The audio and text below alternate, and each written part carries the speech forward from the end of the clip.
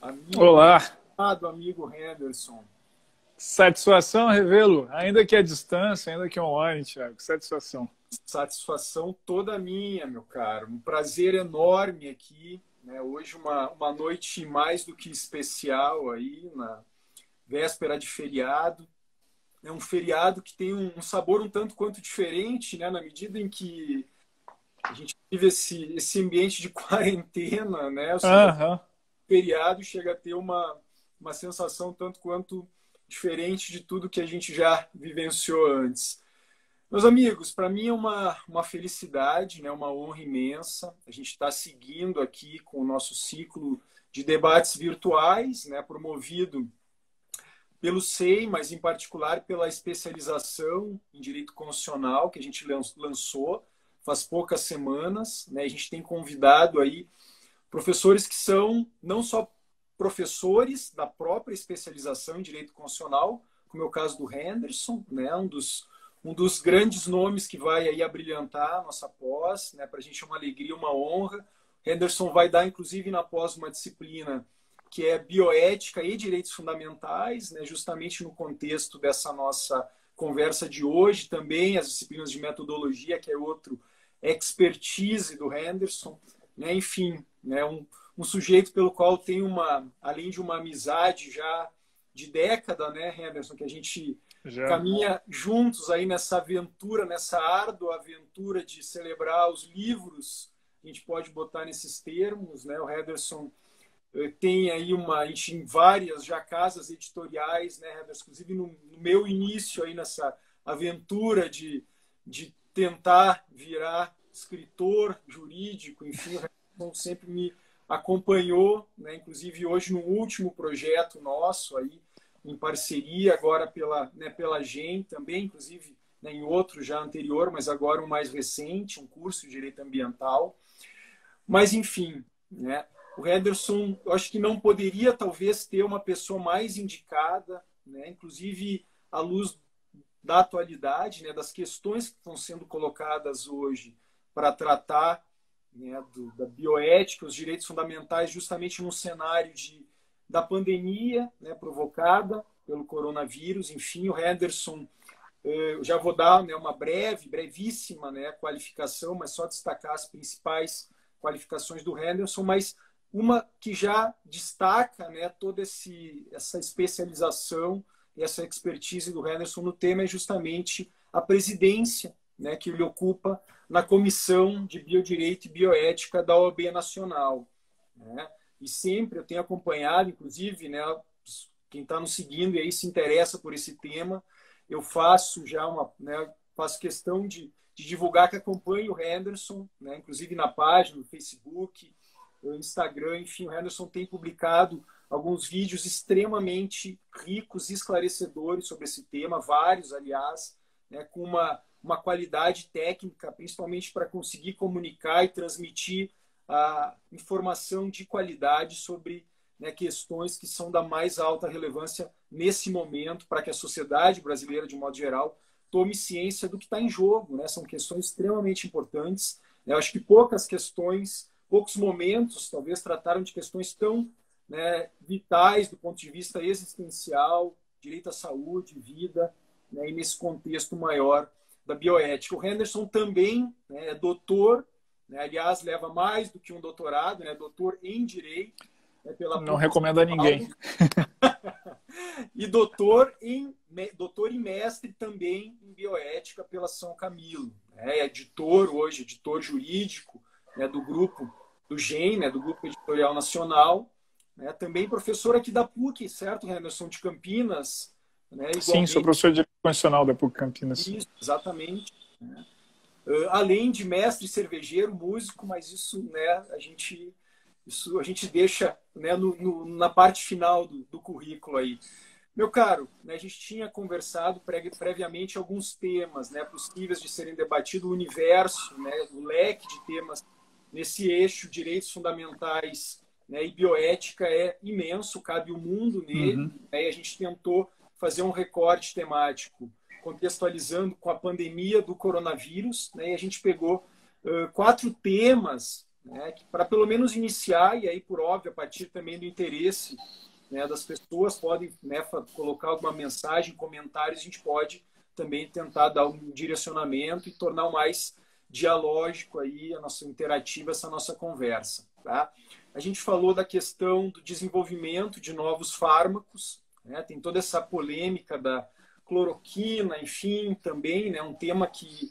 E aí eu acho que isso é um aspecto muito importante, né? Eu acho que a bioética ela tem condições de pautar o discurso, né, de forma racional, para a gente conseguir compreender os argumentos, porque a gente tem, muitas vezes, a política se misturando com a questão da ciência, né? Eu acho que em poucos momentos a gente viu isso tão acalentado, né? Na área ambiental, isso sempre vem à tona, mas agora de uma forma muito, né, importante no debate político, né? Veio a questão, os médicos um pouco como que personificam, né, talvez a figura da ciência de alguma forma, né? Se colocam como que valorizar a questão científica, conhecimento técnico, isso, né? Isso é um dos aspectos que a gente vai tratar. Depois a gente falou da questão da obrigatoriedade também de observância por parte dos países das diretrizes da OMS, né? A gente viu o próprio presidente norte-americano, né, o Trump, no embate com o diretor-chefe da OMS, né, ele dizendo, olha,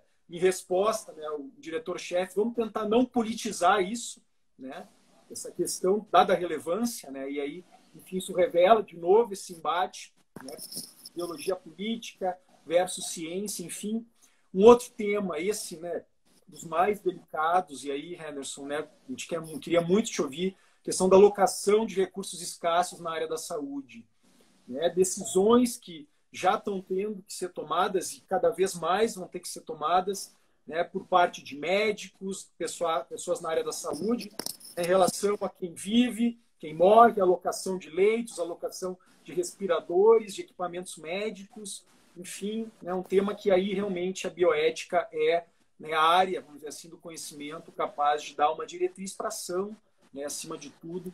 Tanto ação, eu acho que de uma forma macro, né, em relação às próprias políticas públicas que vão ser adotadas, mas também decisões que são individuais muitas vezes, né? Vão ter que ser tomadas por médicos, em casos concretos, enfim. E o último tema, né, que a gente mencionou, que tem um pouco a ver com isso também, é a questão da terminalidade da vida, né?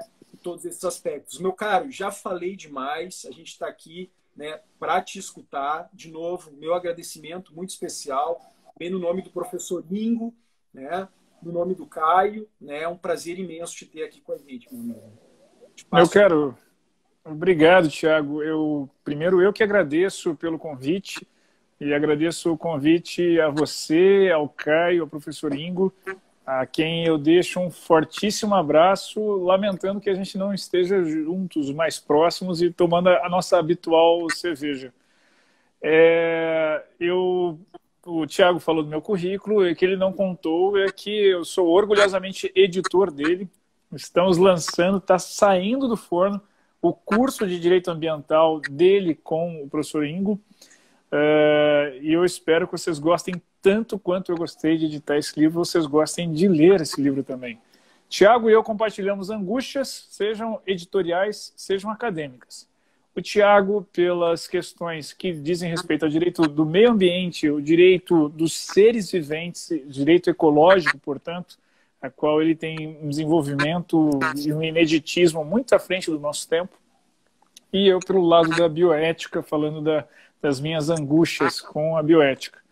Bom, o tema da nossa conversa hoje é Direitos Fundamentais e Bioética, que é a disciplina que eu dou na pós-graduação de Direito Constitucional, aqui do curso SEI. É um leque temático muito grande que vai desde questões do início da vida, a questões de término de vida, a questões ainda da macro-sociedade. Hoje nós vamos fazer um recorte temático, nós não vamos falar da nossa disciplina inteira aqui, eu espero que nós possamos nos encontrar, os interessados nessa disciplina posteriormente. Também vou dar aula de metodologia, porque eu sou editor, tive a alegria, a honra de ser o primeiro editor do Tiago, e desde então já se vão aí vários anos juntos editando ele, do primeiro livro até o mais recente livro dele. E hoje, então, eu também falaria de metodologia para os nossos alunos da pós, Direito Constitucional. Mas hoje o assunto é direitos fundamentais, bioética e coronavírus, pandemia. Eu acho que vocês já estão um pouco cansados de ouvir bastante sobre isso. É Páscoa, é véspera de feriado. Mas eu queria falar para vocês de alguns aspectos diferentes que dizem respeito à bioética, mas até para dar a vocês alguns instrumentais, alguns outros pontos de vista que ainda não estejam familiarizados ou que não tenha sido comentado nas grandes redes de comunicação de massa. Bom, no que diz respeito ao primeiro aspecto, eu queria falar sobre a obrigatoriedade ou não de observar a OMS. Nós temos um argumento muito forte que diz respeito ao direito internacional, e eu indico a leitura dos internacionalistas que têm comentado isso sobre a obrigatoriedade de se falar, de se observar ou não. Mas eu queria falar sobre, e aqui diz respeito a direito constitucional, a vedação ao retrocesso.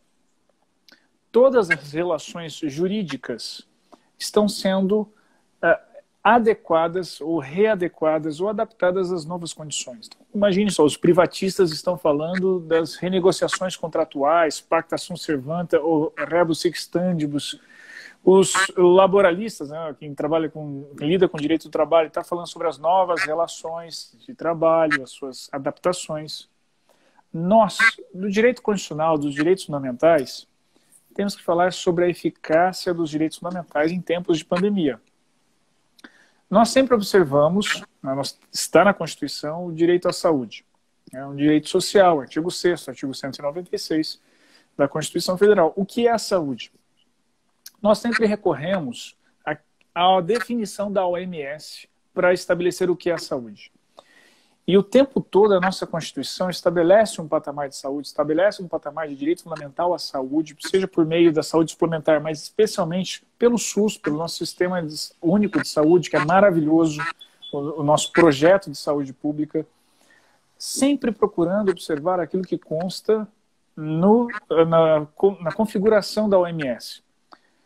De repente, nós temos um novo patamar, uma nova adequação social atribuída por uma pandemia, e a OMS traz também um novo patamar do que é a saúde para este momento de pandemia. Não é a mesma definição. É uma outra definição com um novo protocolo. Não faz sentido se nós vínhamos observando tudo que a OMS estabelecia enquanto conceito de saúde e agora, num estado de pandemia, em que nós temos princípio da cooperação internacional, princípio da colaboração entre os povos, princípio da solidariedade, tudo isso na Constituição. Quando a OMS fala, olha, para esse estado de saúde pública internacional que envolve uma pandemia, nós não observarmos o que a OMS fala. Isso seria um retrocesso. E a Constituição veda o retrocesso em direitos fundamentais. A não ser que se estabeleça, com base na medicina baseada em evidências, um outro paradigma que para a nossa realidade se sustente de efetivação à saúde. Mas veja, precisa ser baseada em critérios científicos, da medicina baseada em evidências, que é o paradigma mais contemporâneo que nós temos da medicina. E aí eu entro, meu caro Tiago, no segundo tema que nós combinamos aqui da nossa pauta, que diz respeito à cloroquina, hidroxicloroquina, azitromicina e tantos outros fármacos que têm sido desenvolvidos. Eu deixo um abraço aqui a vários bioeticistas que estão entrando aqui, dando oi. Queria agradecer ao Dr. Carlos Ferrara, um dos primeiros doutores em bioética aqui do nosso país. Um abraço, Carlos. Obrigado por estar aqui assistindo. No que diz respeito a hidroxicloroquina, cloroquina, azitromicina e diversas outras drogas, quaisquer que sejam, acho que os nossos ouvintes já têm conhecimento de várias delas, até porque a imprensa fala disso, até porque faz parte do discurso oficial do presidente da República. Eu queria dizer para os nossos ouvintes, para os nossos futuros alunos e alunos atuais, e meus colegas de pesquisa que acompanham aqui, que para a aplicação de um novo fármaco, como resposta a uma doença, nós temos um protocolo de desenvolvimento deste fármaco. Este protocolo foi estabelecido, Tiago, com muito sofrimento. Não foi fácil estabelecer. Por exemplo, Para o desenvolvimento de uma nova droga, nós temos 5 etapas. É uma pré-fase clínica e 4 etapas clínicas. A pré-fase, ou a fase anteclínica, pré-clínica, ela precisa que essa substância seja administrada a 2 animais mamíferos de famílias distintas, antes de se aplicar no ser humano. Por que 2 e não 1? Porque antigamente era 1, mas deu um problema que talvez os nossos amigos conheçam, que é o talidomida. A talidomida era uma substância que era dada para grávidas para combater os enjoos da gestação. De repente, nós temos uma geração inteira de inúmeras crianças nascendo com má formação. E depois de muito pesquisar, descobriu que a única coisa em comum a todas essas crianças era que as mães, durante a gestação, tinham tomado talidomida. Quando refizeram os estudos, nenhum problema. Quando faz esse estudo lá na fase pré-clínica, descobrem que, quando testado em outro animal mamífero, as suas crianças também nasciam com má formação fetal. Então aí muda-se o protocolo. Então observe quanto sofrimento foi necessário para encontrarmos o protocolo que nós temos hoje. De modo que, embora todos nós estejamos ansiosos para a descoberta da cura do Covid-19 ou de algo que amenize o nosso sofrimento do distanciamento social, que é um sofrimento à nossa saúde emocional, de todos nós, é preciso observar para que não tenhamos uma reação ainda pior do que aquela própria que nós estamos tentando curar. De modo que só poderemos estar numa condição de constitucionalidade se desenvolvermos um paradigma aqui no Brasil cujas evidências científicas sejam melhores do que o patamar proposto pela OMS. No atual estágio, e veja, hoje é dia 9, agora são 7h40, 7 e pouco da noite, neste momento ainda não temos evidências científicas, nós temos evidências clínicas. O que são evidências clínicas? Nós temos médicos que administraram no quadro crônico de alguns pacientes e obtiveram ótimos resultados.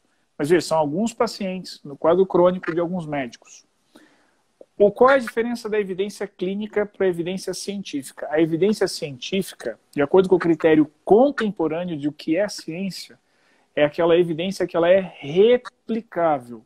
Ou seja, se eu fizer isso aqui em São Paulo e você fizer isso aí em Campinas, e alguém que esteja nos ouvindo neste exato momento replicar isso na Índia, na Itália, na China ou em qualquer outro lugar, nós vamos obter o mesmo resultado. Na atual circunstância, nós não temos ainda isso. Os estudos que foram publicados não permitem nós afirmarmos com uma certeza e segurança de que se aplicarmos a qualquer substância das que estão sendo pesquisadas, até recentemente a Rússia começou a pesquisar uma outra, e um outro lugar começou até a pesquisar uma que é utilizada para o combate a piolho. Nenhuma dessas substâncias deu evidência científica da segurança para se aplicar em população. As clínicas. E por isso há um otimismo. Por quê? Em alguns casos em que foi administrado, nós tivemos um bom resultado. Consta que, eu li uma notícia recente que será publicado um estudo nos próximos dias de que a Prevent Senior, aqui em São Paulo, fez um estudo com um grupo e controle e que tem ótimos resultados. Isso nos dá esperança e eu espero que em breve nós possamos conseguir essa circunstância de ter uma cura e um tratamento e um protocolo em que permita nos aproximarmos mais e termos melhores resultados, achatar a curva e diminuir a comorbidade. Mas, às 19h40 do dia 9 de abril, nosso resultado é esse. Atualmente é isso. Então pode ser que daqui a 15 minutos venha uma notícia nova, e tomara que seja uma ótima notícia, Thiago. Mas neste momento em que eu estou falando para vocês, eu tenho evidências clínicas, eu não tenho evidências científicas, e não dá, portanto, para eu tornar um programa de saúde pública em que todo mundo que tomar vai estar curado. Pelo contrário, sabe-se, por exemplo, de efeitos colaterais. A substância que a Rússia está pesquisando, ela é psicotrópica, ela causa problemas psiquiátricos. A substância, a cloroquina e a hidroxicloroquina, ela causa arritmia, por exemplo. Então, cardiopatas, nós temos que administrar isso com todo o cuidado do mundo. Há uma tentativa no Brasil, e eu espero que dê certo, né? Há pesquisas em andamento sobre a administração precoce da cloroquina, ou seja, começou a dar sintomas de Covid-19 e já administra a cloroquina. O meu querido amigo Cláudio Ney, que é professor do Instituto Federal do Paraná, está pesquisando, está pedindo para que fale sobre a questão de o ato médico e a pesquisa. Bom, o ato médico é quando o médico, na relação médico-paciente, então o meu médico vira e diz: Henderson, tentamos tudo, eu não tenho outra opção aqui. Tem uma substância que está dando resultado. Vamos tentar? Vamos. Eu assino um termo de consentimento, de responsabilidade, eu estou esclarecido dos riscos, e ele tenta. Foi o que aconteceu, Tiago, na fosfoetanolamina sintética. Nós tínhamos algumas evidências clínicas, porque era um ato médico que deu certo em alguns casos. No Brasil aconteceu uma tragédia, porque isso foi judicializado como se fosse tratamento. A presidente Dilma, antes de cair, promulga uma lei autorizando a fosfoetanolamina sintética, como se fosse um remédio propriamente. Então ela tira do ambiente clínico e torna um protocolo médico. São coisas completamente diferentes, cujos resultados podem ser pior do que aquilo que nós estamos tentando combater. Então nós temos que ter todo o cuidado do mundo. E, embora com toda a ansiedade, e eu sou tão interessado quanto todos os que me escutam e quanto todos que fazem política pública nesse país, a ter uma cura. Mas eu preciso alertar que a ciência encanta, mas ela tem o encantamento da ciência sem cuidados éticos, sem protocolos, desenvolve bombas atômicas, desenvolve problemas biomédicos ainda piores do que aqueles que nós estamos tentando cuidar. E com isso eu entro num problema que já é vivenciado em vários lugares do mundo, e eu espero que no Brasil nós não venhamos a vivenciar, mas por precaução nós precisamos discutir, que é a alocação de recursos escassos em saúde. O que é isso? É aquela discussão de unidunité, quem eu vou salvar. Em algum momento, países com sistemas de saúde até mais desenvolvidos do que o nosso, enfrentar essa questão. Por exemplo, na Itália foi estabelecido um protocolo que se estabelece que pacientes com mais de 80 anos não vai ter obstinação terapêutica alguma. Se ele evoluir para um caso crônico, ele não vai para a UTI, porque a chance de recuperação é muito baixa. Melhor dar a UTI, o leito, o respirador, para um caso crônico que tenha mais chances de recuperação. Já se discute, por exemplo, nos Estados Unidos, um DNR universal. O que é o DNR? É Do Not Resuscitate. Ou seja, se por acaso você colapsar, você não será ressuscitado. Por quê? Há riscos de contaminar a equipe médica e é mais fácil colocar naquele leito que você está ocupando uma pessoa que tenha mais chances de cura do que você que já está colapsando ali numa parada cardiorrespiratória. Então, o DNR, que normalmente é uma manifestação da vontade estabelecido por testamento vital, diretriz antecipada de vontade, ele pode ser estabelecido como política pública nos Estados Unidos, já se discute isso. Houve, inclusive, médicos, profissionais de saúde nos Estados Unidos falando que, olha, síndrome de Down não compensa nós tentarmos socorrer. É uma eugenia social. Eu estou fazendo biopolítica, eu estou escolhendo quem vive e quem morre. Isso é muito grave, e mais do que isso, é triste ter que falar sobre isso, mas precisamos nós já começar a discutir aqui. Por exemplo, eu acho inadmissível, além de inconstitucional, nós fazemos qualquer distinção que envolva a pessoa com deficiência. Porque a nossa Constituição impede disso. Eu acho um absurdo também que nós façamos uma biopolítica dessa dizendo que, olha, idoso a partir de tantos anos não vai ser mais salvo. Por quê? A Constituição veda, é inconstitucional.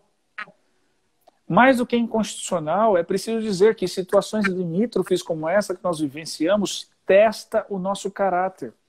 Ela aflora quais são os valores que fundamentam as nossas decisões.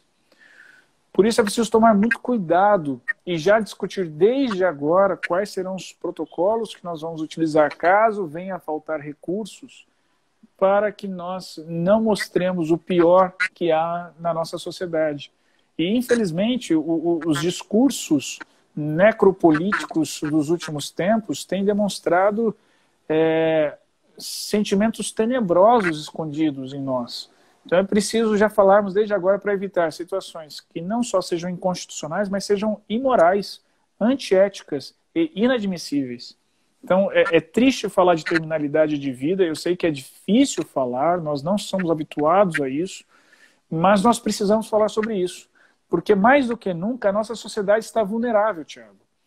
Normalmente nós já somos vulneráveis por sermos latino-americanos, isso é um fato. Não importa qual seja a sua classe social, isso é um fato, nós somos vulneráveis. Ah, não, mas eu tenho acesso ao hospital X, eu tenho acesso ao hospital Y. Olha como nós somos vulneráveis. O nosso governo e vários hospitais juntos, particulares, compraram equipamentos respiratórios, equipamentos de proteção individuais da China. Então, logo isso passou como intermediário de reabastecimento nos Estados Unidos, isso foi tomado de nós. Então, não importa a classe social que você seja, o dinheiro que você tenha, o fato de você ser latino-americano, você é uma vida menor do que uma vida norte-americana. Por quê? Você está vulnerável a faltar equipamento de proteção individual do teu médico, não importa onde ele esteja, de faltar um respirador a você. Por quê? O nosso respirador foi tomado por um outro país. Agora, vamos observar só as condições internas do país.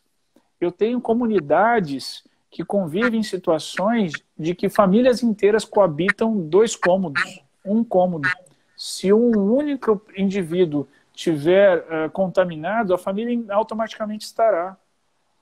Então, nós estamos numa situação de vulnerabilidade muito grande aqui, e que a hora de nós fazermos alocação de recursos para cuidar dessa sociedade, nós precisamos utilizar de não apenas muita criatividade, mas de profunda solidariedade, para não olharmos com olhos de preconceito estruturalmente consolidados na nossa sociedade. E com isso, eu entro no último tópico, que é o de terminalidade de vida. Nós temos que tomar muito cuidado com a vulnerabilidade neste momento. Primeiro porque o confinamento, o distanciamento social nos torna mais depressivos, melancólicos, e é uma outra pandemia silenciosa que acomete a todos nós. Você que está me ouvindo, neste momento, preste atenção. Se você está tendo sentimentos tristes, inexplicáveis, uma tristeza que não passa, uma angústia que não passa, pensamentos depressivos e suicidas, procure tratamento desde já. Existe telemedicina na psiquiatria, existe telemedicina na psicanálise, na psicologia, porque isso é importantíssimo para nós mantermos a saúde emocional, a saúde mental neste momento. E eu digo isso pensando em questões de terminalidade. É possível que alguns, ao ser dado com um diagnóstico positivo para a Covid-19, não queiram buscar tratamento, caso necessite. Ou já faça já uma manifestação antecipada de vontade, um testamento vital, por exemplo, dizendo, olha, eu não quero ser tratado para isso, eu prefiro morrer, está triste, está tudo ruim. E veja, neste momento de vulnerabilidade, a autonomia precisa ser relativizada parcialmente. Por que relativizada parcialmente? Porque no estado de depressão ou de potencial depressão, a sua manifestação ela não é plenamente livre, ela não é plenamente autônoma. Ela passa por um filtro de profunda tristeza e de falta de perspectiva. Então nós precisamos cuidar das pessoas que estão se deprimindo perto de nós em relação àquilo que ela vai determinar como uma manifestação antecipada de vontade, para protegê-la também de si mesma. Em outras circunstâncias, é completamente diferente, Tiago. Eu acho que sim, que tem que ser respeitado, eu acho sim que a ortotanásia é importante, e eu digo mais, nós precisamos em algum momento discutir seriamente a eutanásia nesse país aqui, sem dramas, sem fazer showbiz em relação a isso, sem vender como notícia, mas com profunda sensibilidade a pessoas que sofrem de dores crônicas, doenças incuráveis, que levam elas a uma condição que ela que está passando por isso considera indigna. Mas neste momento, nós não podemos discutir eutanásia, neste momento nós não podemos discutir outras questões de terminalidade sem preocupar que há uma vulnerabilidade que nos toca neste momento a todos nós, a você, a mim, a quem nos escuta, a da criança ao idoso. Nós precisamos estar atentos, porque nós somos potencialmente vulneráveis. Bom, eu acho que esses eram os principais pontos, sem grandes aprofundamentos, mas numa visão ampla, que me parecem relevantes discutirmos no que diz respeito a direitos fundamentais, bioética em situações de pandemia. E, naturalmente, eu estou à disposição para você, suas perguntas e também daqueles que estão gentilmente e pacienciosamente nos ouvindo aqui. Emerson, simplesmente, né, uma aula aqui, eu só estou realmente fascinado aí com, né, a qualidade da informação, é um tema realmente riquíssimo, né, toca em questões de índole existencial como poucas, né, saúde, né, vida, a questão desse conflito, vida, dignidade, né, a compreensão constitucional desses conceitos é uma questão extremamente importante, né, nesse contexto. Meu amigo, eu, né, mais que tudo, estou aqui num papel muito mais de aprender contigo, né, da gente poder trazer, né, um pouco dessa informação qualificada, né, eu acho que é isso, até a proposta desse projeto é um pouco, né, conseguir, né, por meio desse bate-papo virtual, dessa live, é uma forma, né, da gente se manter, né, vamos dizer assim, a sociedade de um modo geral também, é óbvio, né? O pessoal que acompanha os perfis, enfim, comunidade jurídica, mais que tudo, que tem acompanhado esse debate, né? Que tem sido promovido por vários professores, enfim, a gente em particular, pelo SEI, a questão da pós-graduação em Direito Constitucional, mas é uma forma da sociedade, né, ter acesso a essa informação, respeitando esse momento de quarentena, né, das pessoas não se sentirem sozinhas, acima de tudo. É um momento que a gente precisa, né, compreender, né, os sentimentos que estão circulando acima de tudo, né, e como você bem falou, Henderson, né, da criança, né, a pessoa idosa, né, me preocupa muito, né, eu tenho acompanhado um pouco no âmbito do sistema de justiça, as discussões, né, mais do que, né, questões que a Defensoria Pública tem também enfrentado, né, e aí essa questão dos grupos vulneráveis, como, né, você bem colocou, é uma questão muito preocupante, né? Se a sociedade como um todo, né, já se encontra vulnerável, né, acuada, né, limitada, sim, né, existe uma limitação aos seus direitos fundamentais de todos nós, né, começando pelo próprio direito à liberdade de locomoção, Exato. um dos mais básicos, né, dos direitos fundamentais de índole liberal, né, ou seja, que se encontra, né, limitado de forma extremamente, né, significativa, como talvez em poucos momentos da nossa história se limitou, pelo menos de forma tão ampla na sociedade brasileira. Sem vamos dizer assim, limitar ou fazer algum recorte de índole, né, político-ideológica, mas mais do que tudo a sociedade toda, né, está tendo limitações. Né? Então, acho que é um momento muito delicado. Né? E, como eu disse, se toda a sociedade já se encontra, né, que dirá dos grupos sociais vulneráveis, né? Ou seja, existe sim, né, um ambiente propício a arbitrariedades, como se bem colocou, existe um risco muito grande, né, de decisões políticas serem tomadas, como já tem sido tomadas em alguns lugares do mundo, né, de sim, né, comprometer, e aí entra realmente uma questão de um conflito jurídico de índole constitucional, né, porque justamente esses grupos sociais vulneráveis, pessoas com deficiência, né, pessoas idosas, são aqueles, né, que detêm uma proteção jurídica especial. Uhum. Eu diria fortalecida, mais forte, talvez, do que pessoas que não se encontrem, né, expostas do ponto de vista existencial, seja por alguma circunstância fática ou de outra natureza, socioeconômica, inclusive, da mesma forma. Né? São questões que colocam as pessoas numa situação de vulnerabilidade. A gente tem visto também uma preocupação grande em relação à violência doméstica, né? Criando problemas cada vez maiores nesse cenário de quarentena. Né? Enfim, existe sim, né? Hoje a gente fala da questão da proteção dos sujeitos hipervulneráveis, né? Ou seja, tanto do ponto de vista doutrinário quanto jurisprudencial, né? Existe uma decisão, um paradigma no STJ do ministro Benjamin, que ele coloca justamente uma questão que tu colocaste, Anderson, no início da tua fala, né? Quando trataste da questão dos vulneráveis, né? Dos grupos sociais vulneráveis. É um compromisso, acima de tudo, da sociedade. Né? Ou seja, é ali que os valores da sociedade são identificados, né, de forma mais forte, ou seja, na forma como trata os seus grupos sociais vulneráveis, né? Ou seja, existe um compromisso do Estado, sim, do Estado, e aí seja, né, do Estado legislador, do Estado, né, executivo, do Estado judiciário, do sistema de justiça em fazer valer o que diz, né, a norma constitucional em relação à proteção desses grupos sociais vulneráveis, né? Mas, ou seja, os valores da sociedade que estão em jogo, né, acima de tudo, quando a gente trata desses grupos sociais vulneráveis. Então, eu acho que aí sim a bioética tem vamos dizer assim, muitas luzes a jogar, né, nesse debate, né, desmistificar discursos ideológicos, né, que tenham, né, uma raiz autoritária, arbitrária. Eu acho que é muito importante. Sim, me parece que a sociedade ela está um tanto quanto sensível a escutar, vamos dizer assim, né, o lado da ciência, né? Mas, por óbvio, uma ciência amparada em parâmetros éticos, como tu bem colocaste, né? Eu acho que, enfim, para finalizar, né, a gente já vai também avançando aqui no tempo.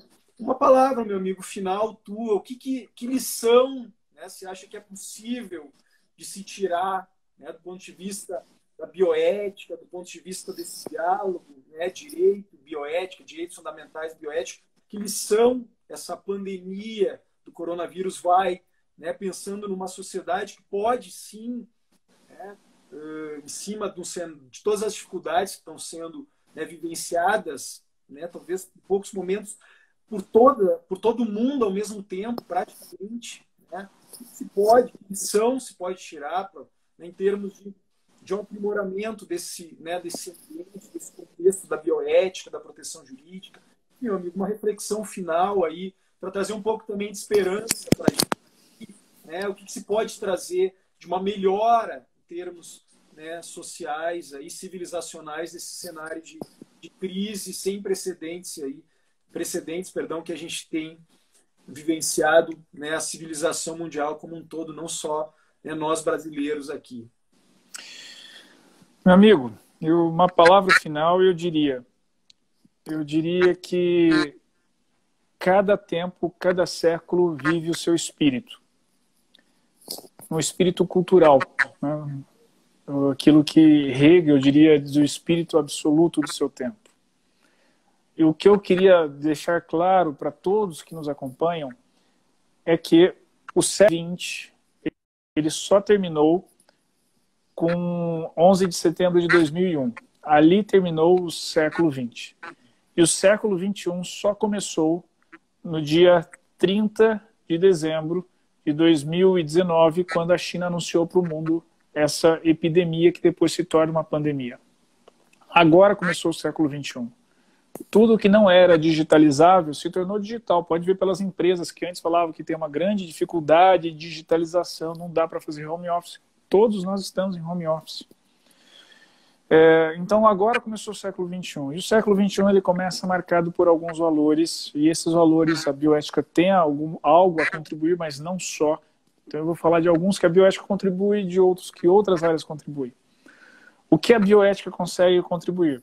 A bioética consegue contribuir com alguns olhares sobre a vulnerabilidade e a solidariedade, que são bases das novas relações sociais, econômicas e jurídicas.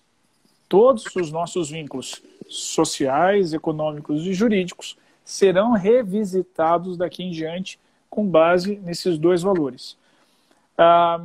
E, para além de tudo, se nós observarmos as relações sociais, as relações que já marcadamente são estabelecidas por solidariedade e vulnerabilidade, ou seja, o cuidado, são relações marcadas por um toque feminino. Isso demonstra que os movimentos feministas vão fazer uma grande conquista, de modo que o século XXI nasce com marcas que foram atribuídas por relações historicamente determinadas por ela. O cuidado, ele nasce através da relação feminina. Isso vai desde a maternidade até mesmo o marco civilizatório. Poucas pessoas conhecem, mas o marco civilizatório de quando é que surge a cultura humana, a sociedade humana, antropologicamente dizendo, pela história, é quando acharam o primeiro fêmur remendado que nem hoje em dia, por uma calcificação. Porque a partir do momento que descobriu-se que um ser humano conseguiu sobreviver no estado de natureza selvagem, com o seu fêmur que foi fraturado por algum acidente, por algum animal, o que quer que seja que tenha acontecido com aquele ser humano, ele teve a oportunidade de calcificar o seu fêmur e sobreviver, é porque um outro ser humano cuidou dele. E muito provavelmente o ser humano que cuidou dele tenha sido uma mulher. Então, nós retomamos agora o sentimento de solidariedade e cuidado aos vulneráveis. O século XXI será marcado por isso. Talvez mais distantes fisicamente, mas certamente nós precisamos revisitar nossos valores de solidariedade e vulnerabilidade em todas as nossas relações, socioafetivas, econômicas e jurídicas. Acho que essa é a minha palavra final, minha reflexão final a todos que nos acompanham. Meu amigo, me arrepiei aqui, literalmente, cara. Que é isso aí, meu amigo. Que lição de vida, né? Enfim, né, retomando aí o que eu já disse no início, né, o brilhantismo, a inteligência do Henderson e a sensibilidade também são marcas aí, né, desse ilustre, né, e brilhante professor, aí, estudioso também. Isso é a generosidade da nossa amizade. Né? Fico mais uma vez extremamente grato, Henderson, né, externalizo aí, foi uma oportunidade única, né, da gente poder aprender contigo, né, num tema tão importante, tão relevante, não só nesse momento, mas acima de tudo nesse momento que a gente está vivenciando nos últimos tempos.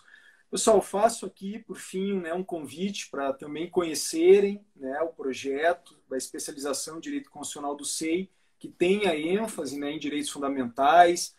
Toda a concepção científica da pós foi feita pelo professor Ingo Sarlet, né, que é conhecido aí de todos como talvez um dos maiores nomes, né, do direito constitucional brasileiro, mas em especial, né, da teoria dos direitos fundamentais. Então, a gente tem, por vários meses, a gente eu trabalhei junto com ele, né, na coordenação dessa pós para, né, montar a estrutura, né, todo o conteúdo programático, é um timaço de professores, né, a gente está podendo demonstrar para vocês, o Henderson é um dos grandes nomes que abrilhantam, né, o corpo docente da pós, né, com a disciplina, como eu falei antes, de bioética e direitos fundamentais, né, onde muitos desses temas que a gente tratou hoje vão poder ser ainda muito mais aprofundados, né, também a disciplina de metodologia, são várias, na verdade, aulas que o Henderson vai ministrar, né, também na questão da metodologia, da pesquisa.